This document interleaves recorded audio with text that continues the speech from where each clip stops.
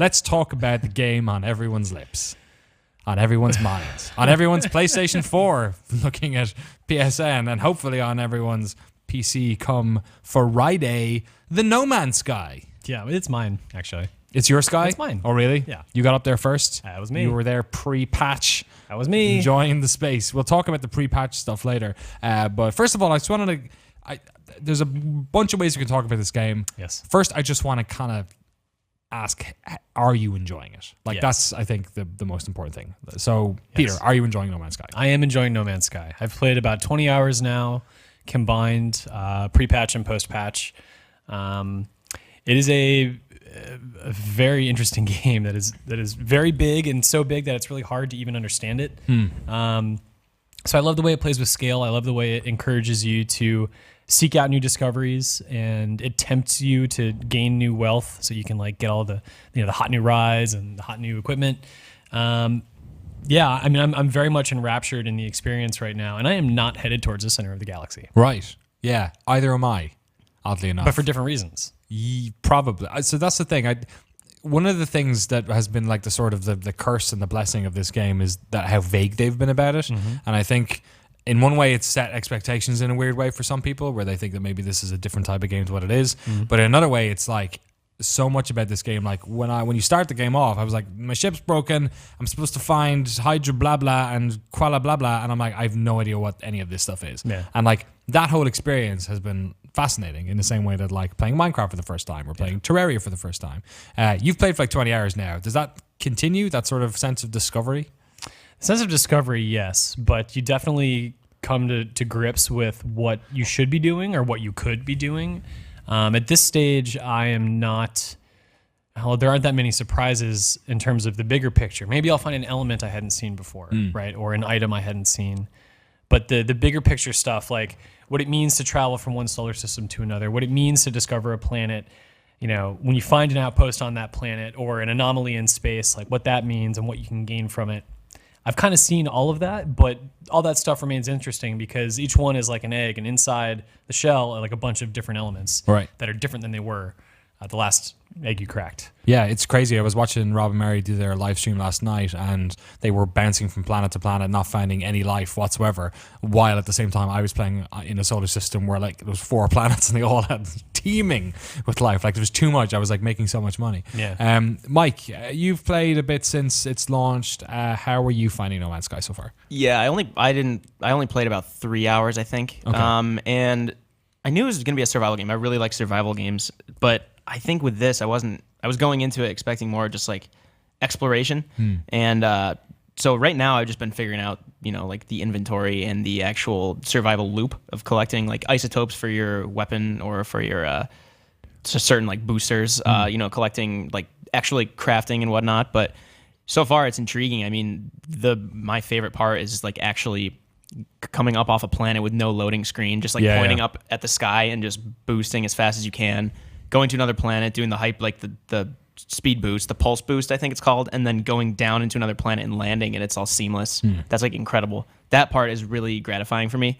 The survival, I feel maybe, like I said, the farther I get in, maybe I'll actually like start to enjoy the survival more and kind of accept that alongside the exploration. I've been hearing that the farther in you get, the more you'll get acclimated to the survival elements. You'll get better equipment, I think. I'm assuming. You start to figure out the stuff you kind of need to be collecting all the time. Yeah, and you come to terms with like the process, like the order of operations, right? Like before you sell anything, before you go hunting for anything, make sure all your equipment is filled with energy, right? That includes your ship, like that includes the hazard protection suit, like everything. Like take care of that first, and you're pretty much good to go and have fun. But yeah, the early goings, you can definitely find yourself in a pinch where you're like, crap, why did I sell that material? I need it for XYZ. Or I kept landing, and then because like your launch thrusters require a certain element to launch, so you can't take off the planet without it. And at the start, I was like terrified to land my ship because if I didn't land it near, it was a plutonium or whatever it's called, I couldn't take off again. Now I have like a cargo full of the shit just to make sure, because it was like so scary to me.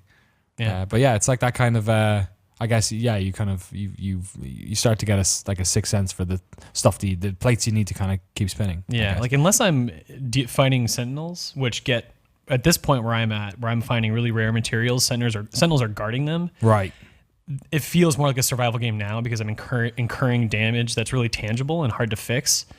But I guess I'm at odds with the idea that this is mostly a survival game because I've been on the worst planets, just really bad ones, and it doesn't feel that threatening. Like, yes, the winds are blowing, and yes, there's a lot of radiation, but like my suit can handle it. You can always just get in your ship and just fly up. You can always just do that. I mean, that's one of the crazy things is like an outpost on the other side of the planet, that takes longer to get to than another planet.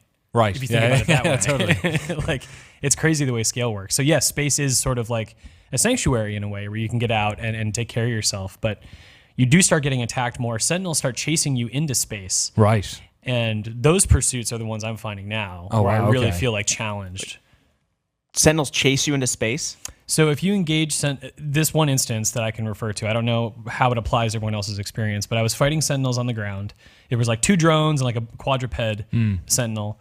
I took off in my ship, but they were still looking for me. Whether or not they were looking for me was the reason this happened. Sentinel ships then started warping in to attack me, and I killed the ones there. And they're like, "Well, there's more ships coming," so I had to find a different planet. They didn't pursue me down to there. There wasn't, so I don't think it's this pursuit that lasts from ground to space. But I think that was a particularly volatile solar system. So I guess I feel like the amount of conversations around hype and expectation and stuff around this game in particular have been crazy over the past couple of months. But now they're on the other side of the launch. This is a game that was like Sony were pushing it very, very hard. Yeah. Obviously, Hello Games, very small team, but they were sitting on the main stage of since the Game Awards, then it was E3, and then it was the next E3. There was a lot of hype and expectation around this game. Has it met your expectations of what you thought this game was? It has, completely. And my expectations were that this would be a world that is bigger than I can really get a grip on, that I can seamlessly transition from planet to outer space to a new solar system, that I will be making discoveries, and that there is a tangible hope that one day what I do will be noticed by somebody else, or I may encounter something that is a product of someone else's efforts. But again, not that there's a guarantee, just that there's a hope that will happen. And all of those things have been fulfilled. And for me, the thing that's even more gratifying is to discover this sort of like mysterious storyline that's kind of happening, that it's not told to you really. You see it through the eyes of your character as they ponder what's happening around them. Because there's no common language, everything, you kind of just have to suppose everything based on what you see. That has been the nice surprise on top of the expectations that were fulfilled for me. Right. So I feel totally gratified by the story stuff, I'm surprised how much I really like it. I can't really, in video games at least, I can't really think of another game that's done it this way, where it's so vague and so alien. Like everything about this feels, it's almost like, I was trying to sort of explain it this morning to my wife. It's almost like you're reading an encyclopedia about a sci-fi world, like where it's the information that they're telling you is you'd only know one piece of it, and it's part of a much grander thing, and you can never, it's like the opposite of most video games where they're like, this is the world you live in, these are the rules. This one, it seems like you could probably play the entire game and still have no idea what the goddamn hell's going on. It's so hard to come to grips with it, and like you're by yourself for the most part, and like you'll see trader ships in space stations, but you don't really see the traders unless you talk to them, but even then they're not present. But then you find someone on a planet and you're like, oh, thank God, like another life form, another like human being who's trying to survive in this world, not a human being, another life form that's trying to survive. And you get there and you have this moment of hope until you go talk to them and you're like, they don't know what I don't know what they're saying. Yeah. Like we can't communicate. Like I feel more lonely than ever because I can't relate to this one thing that I found in so much time. Like it's crazy how vague it is. But one thing I've kind of noticed, I'm following the Atlas path. Right. Me too, I think. And there's a lot of sort of like religious allegory in there where it seems to be asking the big questions that a lot of us maybe ask when we think about the meaning of religion, whether we're a part of it or not. And I've been on both sides of that conversation, having been growing up a Catholic. And a lot of the questions I had when I was in church that led to me being a sort of an atheist as an adult, I'm seeing those same questions being asked of the world around me in this game. Not with any one perspective behind it, but just the questions are being asked. That's fascinating stuff. I think it's matched my expectations, but I also feel like my expectations were like I've had a lot of access to this game over the past couple of years, and I feel like from an early I kind of knew I had a decent idea of what it was. That it wasn't. I think there are some people who think this is some sort of like massive, combat focused space opera, and it certainly I isn't never at got all. that. Yeah. I never think- got that. I think my initial impression when they first like showed it at the Sony stage was it's like Elder Scrolls in space, Right. which is what like it's very different because like It's Skyrim. nowhere near as dense as that. No. Like in terms of like quests. Right. Like there's one quest, right? There's just like loads Yeah. of different. Well, like there's- well, as of now, yeah, like Skyrim's this finite thing, so I took my time scouring every inch. Whereas now, it was so overwhelming at first, which you can imagine. There's like what 18 and a half quintillion planets, I think, when the math works out. But like the fact that it might as well be infinite for us. We're never going to see everything. Totally. So that was overwhelming at first, and I was kind of like, what's the point of this? I'm never going to find everything. But then that became like the driving force. Be like, this is curiosity incarnate. Like I'm just gonna keep finding new things no matter how long I play this game. If I play this game 25 years from now, I'm gonna see new things technically. yeah. But I still am at that point where I'm wondering, the survival stuff is actually like helping because I think my initial concern before the game released was like how much substance is there on a planet to planet, galaxy to galaxy basis. But it's leading me to believe that getting there will have this nice like satisfying survival loop. Crafting loop, and also just the traveling itself is so satisfying. So I'm looking forward to another 30 hours Yeah. or so. I think it is like and I haven't played nearly as much as you, Peter, but from what I've had, I think it has like just enough substance.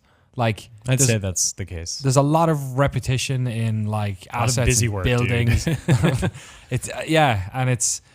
I was playing it last night, thinking like I don't know why I'm not bored of this because like a lot of it is quite like the same thing over and over again, and you're just like saving up money to get the new thing, and then, but like I wasn't bored.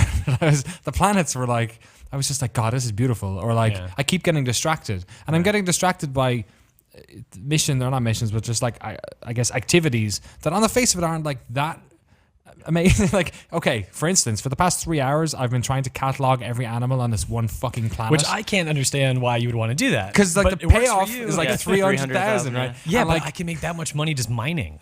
and when I started it, I didn't realize that, and I've actually accumulated about that much just by popping down to the planet over and back.